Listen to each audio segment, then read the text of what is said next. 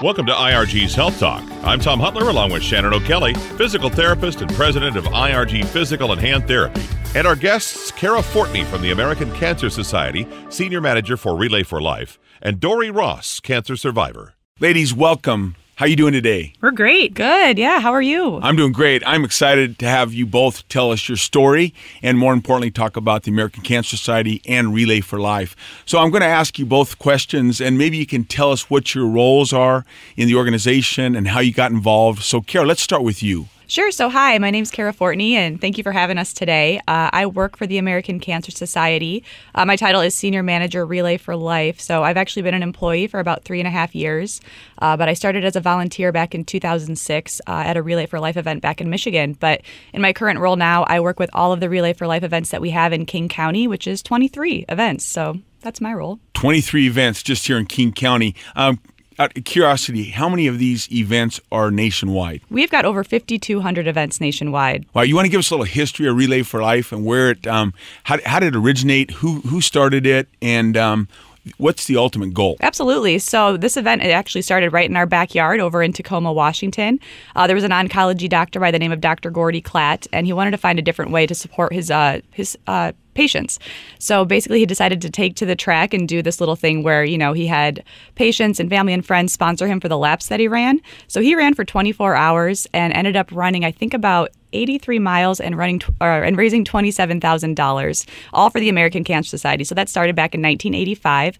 Unfortunately, he passed away to stomach cancer this past summer, but we keep Relay going strong. We're in its 30th year right now, but it's all about bringing awareness to, how we're fighting cancer, the research, education, prevention, everything like that, and then obviously raising funds for those things as well. Now, you talked about volunteering or starting out as a volunteer. Now you work. Do you work for the American Cancer Society, which actually puts on and coordinates Relay for Life? Is that a subset of the American Cancer Society? So Relay for Life is our largest, it's the largest fundraising event in the world, but it's definitely, our signature event at the American Cancer Society as well. So yes, I work there and I am staff, and we do have some staff that support those events, but we do like to say that those events are actually volunteer driven. So they're unique to the community that they're in. So yeah, definitely volunteer focused. And in today's world, we all know or will know someone who's battling or fighting cancer. Did you experience personally in your life, or did you have a relative, or how'd you get interested in volunteering? So yeah, absolutely. I feel like everyone's been touched by cancer somehow, friends, family, knowing someone. My aunt actually had leukemia when I was in 4th grade, and she unfortunately passed away from it. So that's kind of where my passion comes from, and just finding a cure so that nobody else has to hear the words in the future, you have cancer. Right. Dorie, let's have you come in and tell us about your history and your experience, because you're really involved here. I think you mentioned a little while ago off air that you're coordinating 24 events here throughout the Puget Sound. Is that just in the Puget Sound, or is that statewide? King County, I'm the area lead for King County events, and there's 23. I thought there was 24. Sorry about that. And I started 6 years ago when I was diagnosed with cancer. Okay, so you have obviously a real personal experience with cancer, and we've all heard about the experiences when you're informed by your physician about this C word, we call it sometimes, just because it's this word that puts the fear. Tell us about that day and your personal experience and your family and how it affects everybody. Yeah, well, with my family, my mother was actually diagnosed in 1985, ironically, and then she passed away in October, right before I was diagnosed. So I was diagnosed in January, right after she had passed. So I've grew up with cancer. That's all I've ever known. It's took my uncle, it's taken my aunts. There's so many friends and family, unfortunately, that have been touched by cancer. So that's how I decided to hook up with American Cancer Society and try to help, try to figure out what we can do. Right. Make it stop. Absolutely. Yeah, absolutely.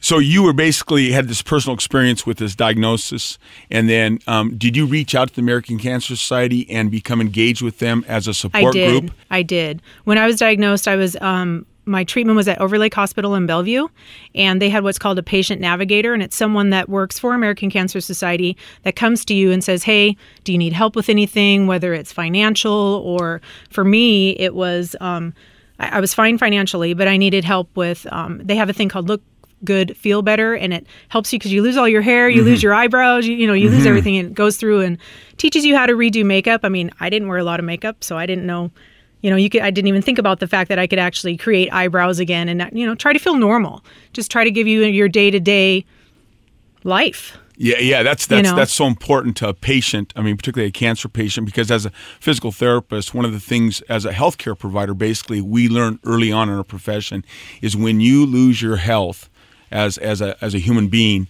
you lose your independence. And that's the hardest thing for people to lose is their independence, and then have to rely on people. And that's hard for the human. It is just human nature. That's not what we like to do. So the American Cancer Society is there to support patients, families, and anybody touched by it. Oh, definitely. And at so many different levels. I mean, like I said, before, for me, I had just lost my mom. So my dad was not in a place where he could really help me right then. He was barely just starting to grieve my mother. Mm-hmm. And so it was very hard for him. Thankfully, I had my cousin and my sister-in-law and my brother.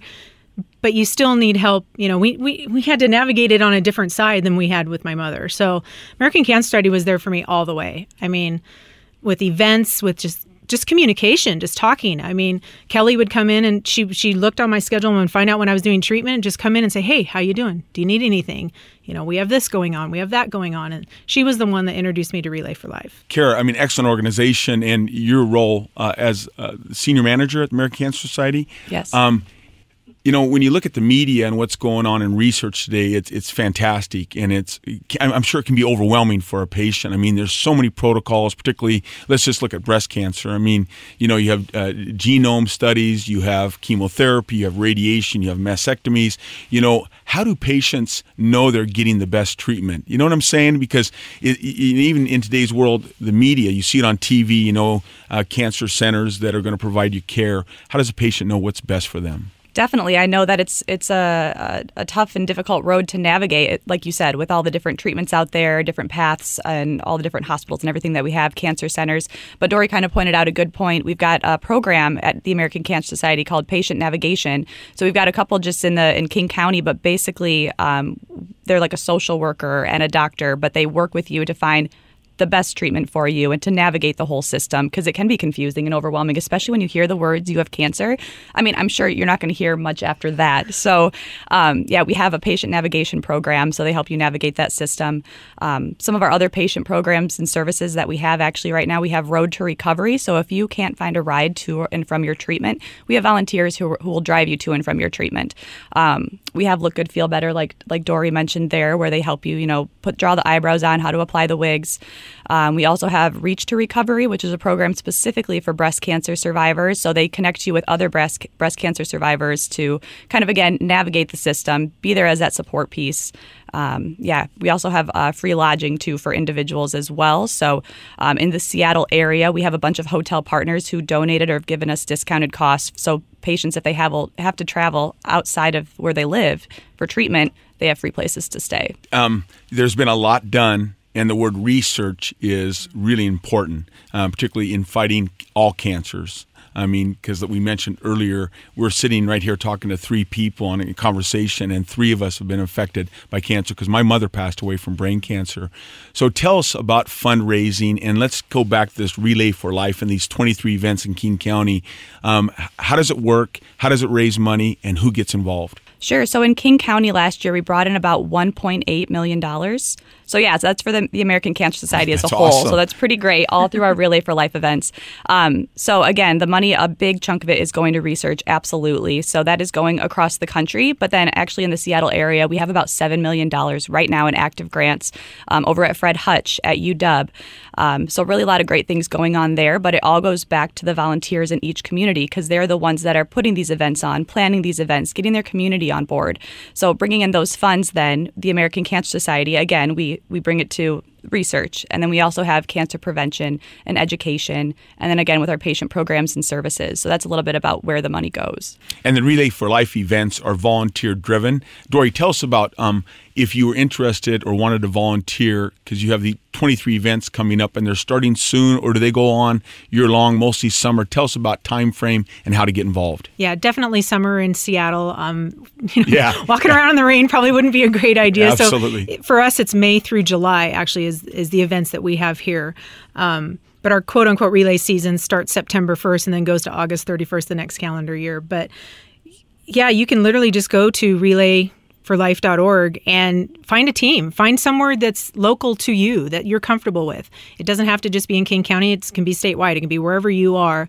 You can find an event. And it literally walks you through it, how to volunteer, what's open, what you can do, who to reach out to.